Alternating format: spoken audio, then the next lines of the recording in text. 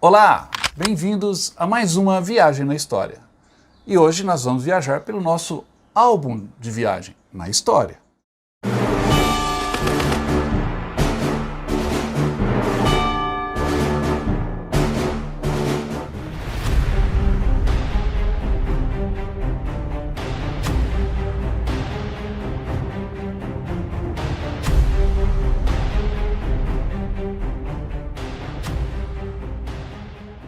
Se nós vamos mostrar fotos da nossa viagem na história, nada melhor do que ter um fotógrafo ao nosso lado. Então eu convidei hoje, no nosso programa, o Antônio Vicente, um renomado fotógrafo aqui de Minas Gerais e do Brasil.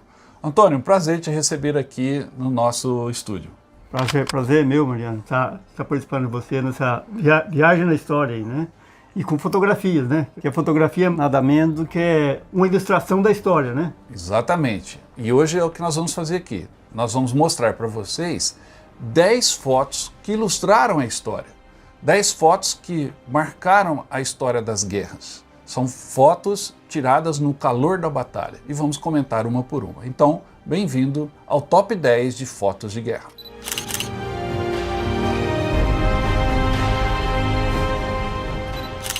É óbvio que durante a guerra, a Segunda Guerra, a Guerra do Vietnã, a Primeira Guerra, a Guerra do Afeganistão, os exércitos sempre levavam fotógrafos com o objetivo de registrar o calor da batalha e também de usar as fotos como propaganda.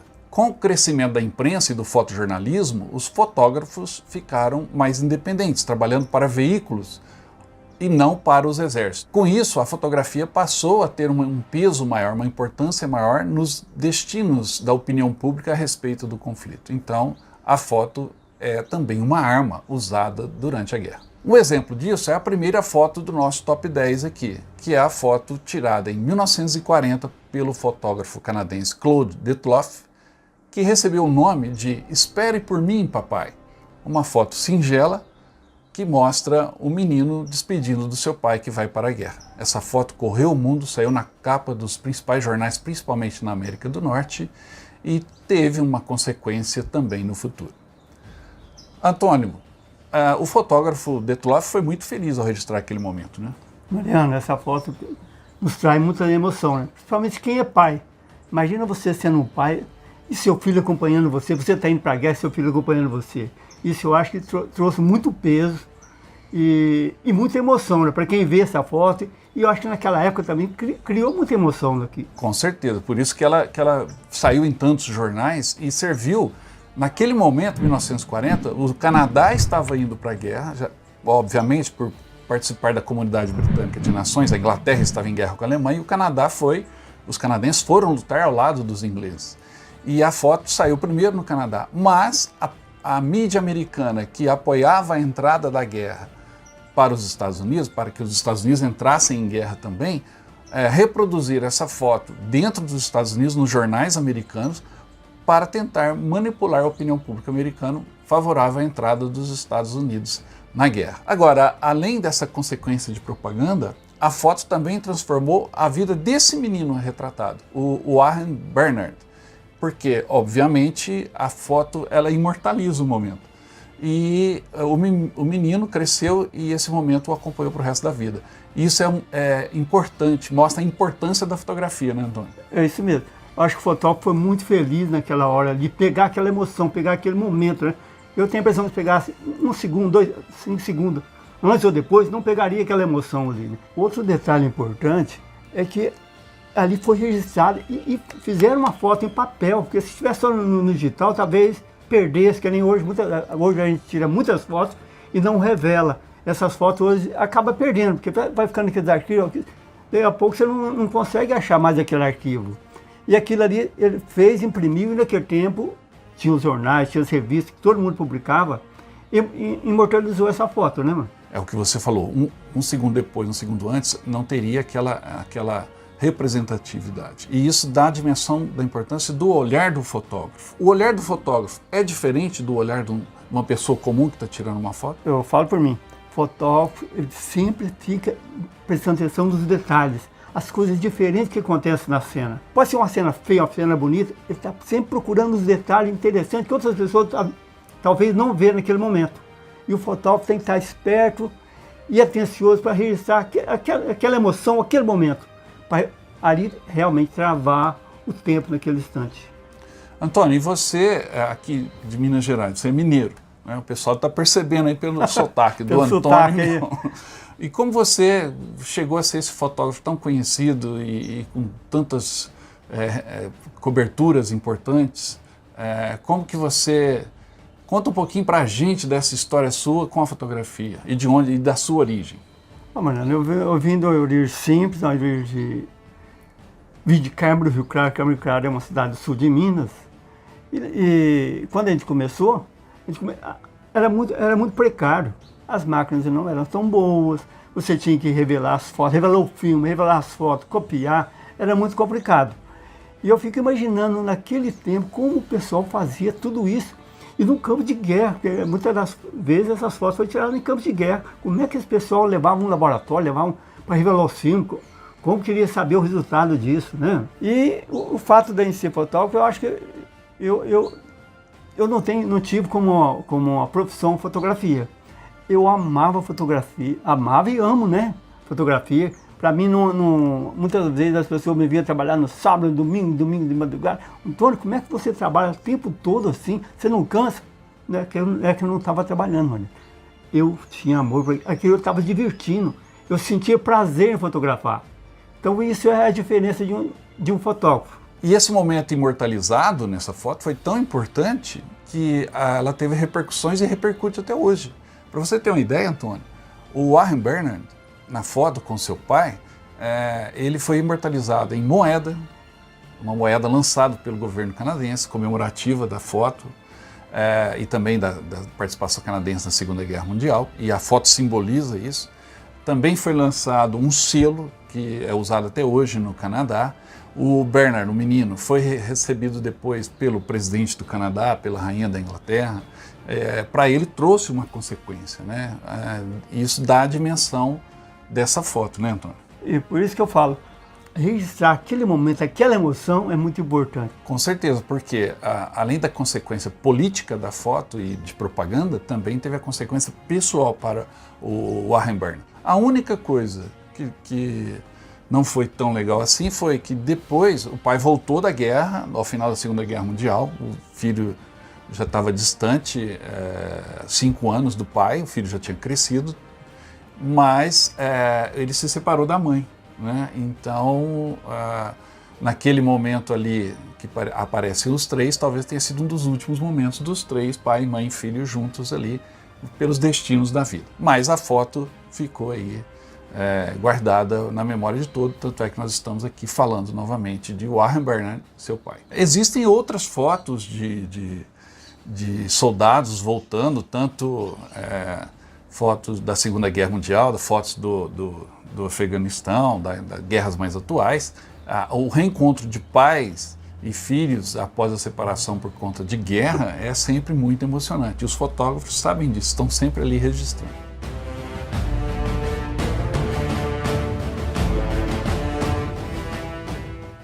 A segunda foto de guerra memorável da nossa lista é uma foto da Primeira Guerra Mundial. A Primeira Guerra Mundial talvez tenha sido a primeira guerra com tantos registros fotográficos.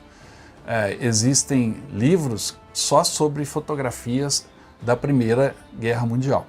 Como uma guerra muito registrada, tem muitos livros sobre as fotos da Primeira Guerra Mundial. Esse é um deles, um livro muito bonito que eu comprei em Ypres, no campo de batalha, no museu da Batalha de Ypres. É um livro fantástico, mas a foto que simboliza a Primeira Guerra Mundial aqui na nossa lista é uma foto muito famosa de um fotógrafo australiano chamado Frank Hurley. Frank Hurley trabalhou nas trincheiras da Primeira Guerra, junto com o exército australiano, registrando a participação australiana no conflito, e tirou muitas fotos. E ele foi acusado depois de manipular as fotos, porque ele fazia montagens, composição. Ele tirava uma foto, outra, e sobrepunha e fazia um plano mais amplo da guerra. Mas, para mim, é um dos maiores documentos da Primeira Guerra, as fotos do Frank Hurley, mesmo as fotos montadas como essa que vocês estão vendo.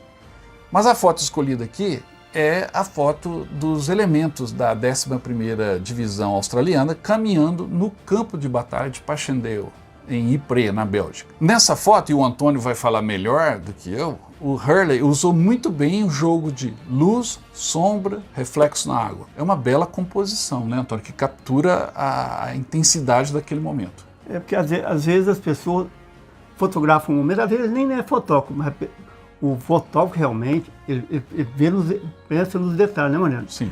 Ali você vê a sombra refletindo na água, eles passando, parece que numa ponte, parecia uma pinguela, né, ali. Isso. Mostrando aquele conjunto ali. Aquele ali foi muito feliz de pegar aquilo ali naquela hora, de pegar aquele momento, né?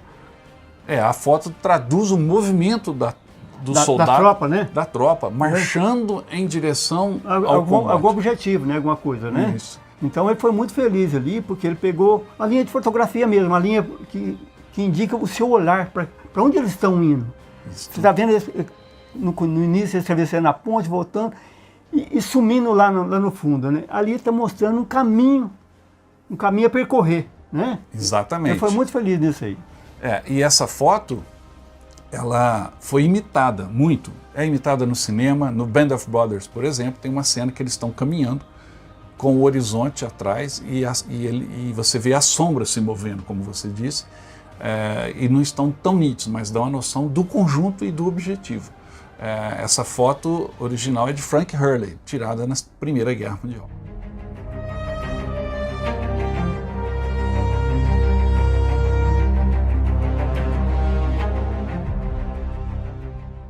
A próxima foto da nossa lista é uma foto também, obviamente, famosa, tirada por Joe Rosenthal no Monte Suribachi, na ilha de Iwo Jima, em 1945. A foto do hasteamento da bandeira no Monte Suribachi correu o mundo e foi muito usada como propaganda. Ela retrata 6 soldados americanos, 6 mariners, fuzileiros, levantando a bandeira, hasteando a bandeira no topo da posição japonesa no Monte Suribachi, mais defendida. Aquilo simboliza o fim da Batalha de Iwo Jima e simboliza também o fim do Império do Japão, o fim da Segunda Guerra Mundial e a vitória americana. 6 soldados ergueram a bandeira, 3 morreram logo depois, mas 3 sobreviveram, imortalizados nessa foto, e depois correram aos Estados Unidos fazendo propaganda de guerra, arrecadando bônus de guerra, dinheiro de bônus de guerra para a máquina de guerra americana. O símbolo de uma fotografia usada como propaganda, né, Antônio? A gente já viu essas fotos em vários lugares. Essa foto é muito conhecida, né? Eu acho que todo mundo já deve conhecer essa foto. E você vê que ali parece que eles estão agitados, parece que eles estão com pressa ali, dá a impressão, né, que eles têm uma pressa em levantar aquela bandeira ali, né? Não sei, depois, esse tempo até eu vi um documentário falando que ali já era no final de tarde, eles precisavam sair daquele lugar que corria perigo ali, né? Então essa foto é muito importante e a gente vê que tem, parece que um movimento, uma pressa de levantar aquela bandeira ali, né? Sim, o Joe Rosenthal, o fotógrafo, na realidade a bandeira foi hasteada 2 vezes. 2 vezes? 2 vezes. A primeira vez levantaram a bandeira, mas o fotógrafo não estava posicionado. E aí o fotógrafo pediu, pessoal, levanta de novo a bandeira. Aí eles, os mesmos soldados que hastearam a primeira vez, levantaram em seguida, com pressa, como você disse, estavam ainda, existiam alguns japoneses que poderiam fazer um ataque suicida, os últimos remanescentes das tropas japonesas, também estava entardecendo por conta da luz. Então eles foram apressados, levantaram a bandeira e o Joe Rosenthal registrou esse momento imortalizando. Virou estátua, virou capa de revista, virou selo, virou filme. Existe um filme muito bacana do Clint Eastwood que está aqui no nosso canal. Se você não viu ainda, assista a lista dos top 10 melhores filmes de guerra do século XXI. O filme A Conquista da Honra é o filme dirigido por Clint Eastwood sobre essa história da bandeira hasteada em Iwo Jima e depois o que aconteceu com os soldados que participaram desse momento e começaram a percorrer os Estados Unidos fazendo propaganda para o esforço de guerra americano. E a história foca, e a história verdadeira, no Ira Reis, o índio navajo que está ali naquela foto, levantando a bandeira, e depois foi recebido pelos governantes, políticos, governadores, presidentes dos Estados Unidos, entrevistado para cinema, jornal, rádio, mas Aira Reis continuou sendo um índio discriminado nos Estados Unidos e morreu tragicamente em 1955, caído na sarjeta, bêbado. Ele está nessa foto e isso dá uma dimensão humana numa foto de um esforço de guerra. Né? Mariano, você falou um negócio aí, pensei numa coisa que aconteceu comigo várias vezes. Muitas das vezes, antigamente, as máquinas só tinham filme de 12 poses. Já veio num casamento, você ia tirar foto, na hora da aliança, acabava o filme. Aí pediu, padre, você pode colocar novamente para eu poder bater a foto? E realmente acontecia isso. Os filmes tinha poucas poses no filme, como era um campo de guerra, podia estar acontecendo várias coisas, realmente o fotógrafo vai estar escondido por lá, não chegou na hora certa. Faz de novo, podia realmente acontecer isso. E ele viu que era uma foto importante ali, né, Mariana? Você vê que era num monte lá, onde tinha visibilidade. Provavelmente a luz estava boa ainda, apesar que já estava no finalzinho da tarde ali, né? Eu ouvi falar que aquela foto foi tirada no final da tarde, né? Sim. Então ele viu que era um momento inteiro assim, repete por favor para mim que eu não bati a foto. E ele foi feliz com isso.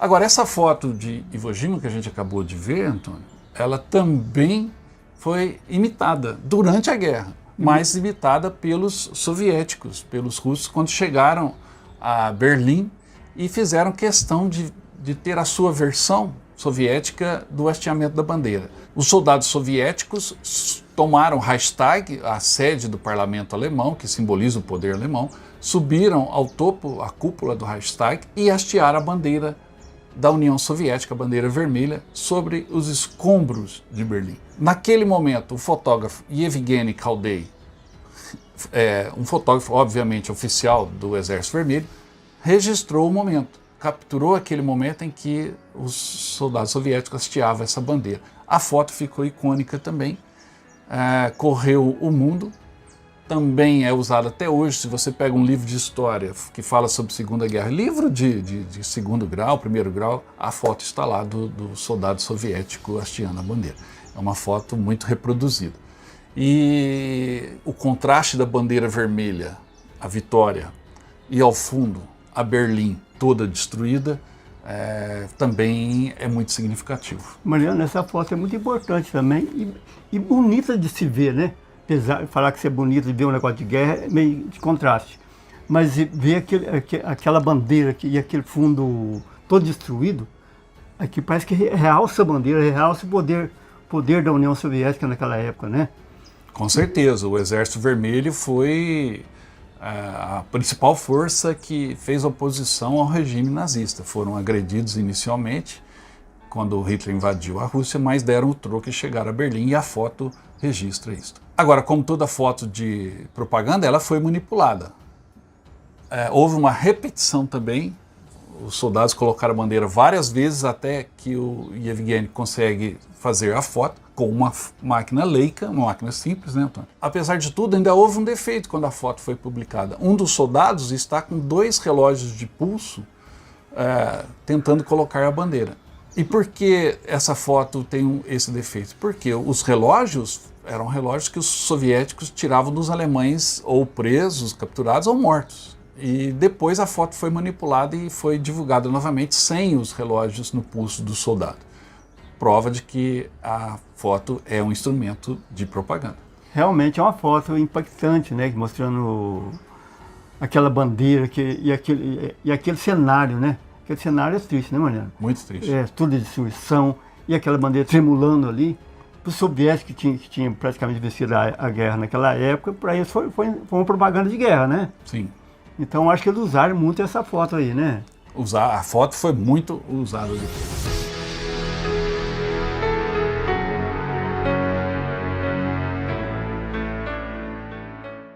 A próxima foto da nossa lista é uma foto muito emotiva. É a foto tirada pela fotógrafa Toni Frizel, uma fotógrafa britânica, em Londres em 1945. O menino da foto acaba de chegar em casa e a sua casa está destruída, foi atingido por uma bomba V2, uma bomba voadora alemã, e os seus pais faleceram. Então ele senta na porta de casa com esse olhar perdido, e a fotógrafa Toni Frizel consegue capturar esse momento.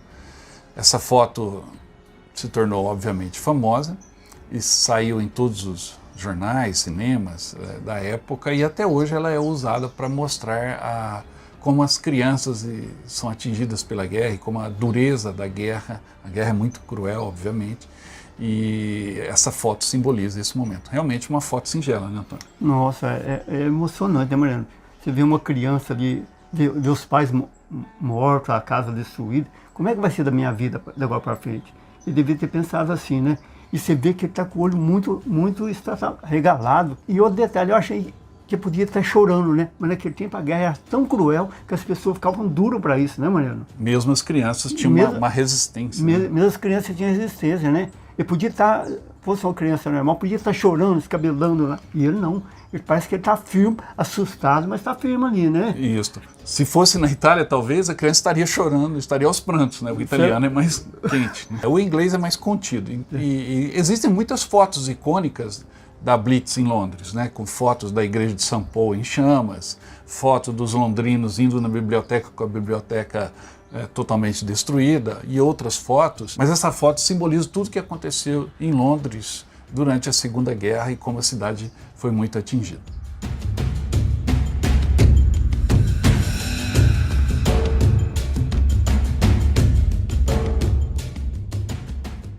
Outra foto icônica da nossa lista é a foto do final da Segunda Guerra Mundial, 1945, Antônio, quando o marinheiro comemora o fim da guerra, a notícia do final da guerra, beijando a garota que passava ali em Nova York. Essa foto realmente é icônica, reproduzida também ao extremo, e uma foto festiva, mesmo sendo uma foto de guerra, né? Fotógrafo espertíssimo. Foi lá, captou aquele momento exato, né? E essa foto ficou muito famosa também, né, Mariano? Sim. Eu acho que o fotógrafo saiu para a rua e falou, acabou a guerra, vou registrar aqui, vou achar algum... Vou pegar algumas cenas interessantes. O beijo foi espontâneo. Depois localizaram o marinheiro e a moça, eles não se conheciam. O marinheiro saiu beijando todas as moças que ele encontrava, igual o carnaval no Brasil, né? E o Alfred Eisenstadt, o fotógrafo, que era de uma agência de fotografia de Nova York, ele foi feliz, capturou aquele momento e deu uma imagem para o dia da vitória. E realmente ele foi muito feliz nisso, né? Pegar aquele momento, aquela emoção, que a foto mostra emoção, né? Mostra uma energia ali. Por isso que o fotógrafo ele tem que ficar alerta a tudo que acontece em volta dele. Viu uma coisa interessante, ele tem que estar com a máquina na mão para registrar esse momento.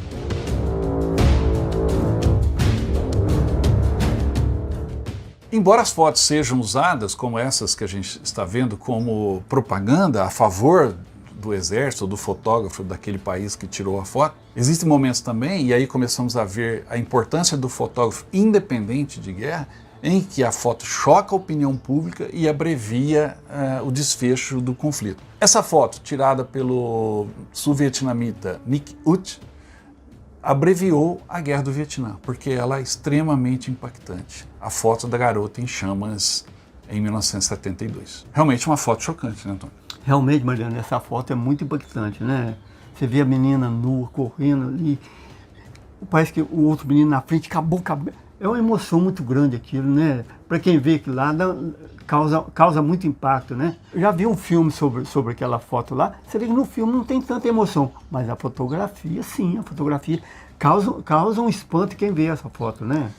O filme em movimento, porque tem uma filmagem também, não é tão impactante como a foto congelada e como você realçou, as expressões. A menina foi atingida por uma bomba de napalm, que é a gasolina líquida, e ela está em chamas, seu corpo recebeu muitas queimaduras e a dor que ela sente naquele momento, e o medo, e os seus irmãos, seus vizinhos correndo da aldeia em chamas, que foi atacada pelos aviões americanos, isso tudo causou um movimento dentro do próprio Estados Unidos e fortaleceu o movimento anti-guerra, tentando abreviar, pôr um fim da participação americana no conflito do Vietnã. A menina sobreviveu, foi para os Estados Unidos, recebeu cidadania americana, foi operada inúmeras vezes, depois ela criou uma fundação para auxiliar crianças vítimas de guerra, ou seja, o desfecho não foi tão trágico, mas a foto é impressionante.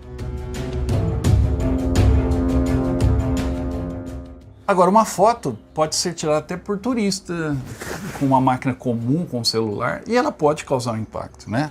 É o caso dessa próxima foto, que mostra as paredes internas da câmara de gás, de uma das câmaras de gás de Auschwitz, na Polônia. E você vê as paredes arranhadas pelo desespero dos judeus que ali foram colocados e quando se liga o gás, e aí vem o desespero para fugir daquele lugar macabro. É uma foto que não precisa de muitas palavras para ser explicada, né, Antônio? Nossa, essa foto aí, quando você olha nela, quando você olha com detalhe, porque às vezes você olha, você nem presta atenção, mas quando você olha com detalhe, você vê aqueles arranhados na parede, é difícil demais de imaginar que tanta crueldade aconteceu naquele lugar, né, Mariano? É muito pesado visitar a câmara de gás de Auschwitz, mas é algo que tem que ser visto para que não seja esquecido. Mariano, às vezes a foto não precisa ter qualidade para mostrar a emoção dela, mostrar o que ela representa, né? E quando a gente olha aquilo lá, realmente causa emoção na gente. Imaginar que pessoas arranharam aquilo. Imagina só como essas pessoas estavam lá dentro para poder raspar a parede com as unhas. É difícil demais, só de imaginar nisso.